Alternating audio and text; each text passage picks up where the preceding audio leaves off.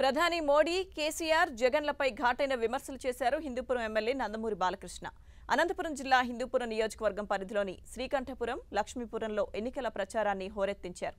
శ్రీకంఠపురంలోని SC కాలనీలో డప్పు కొట్టి ఆకట్టుకున్నారు. తనదైన హావభావాలను ప్రదర్శిస్తూ కార్యకర్తలు, అభిమానులను అలరించారు. మహిళలు చిందులు వేయగా తాను చిందులు వేస్తూ వారిని ఉత్సాహపరిచారు.